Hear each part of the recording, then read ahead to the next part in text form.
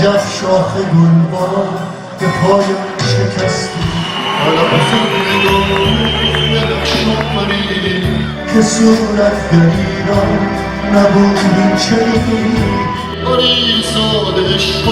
بهاسا کشید خدا را به شوره تماشا کشید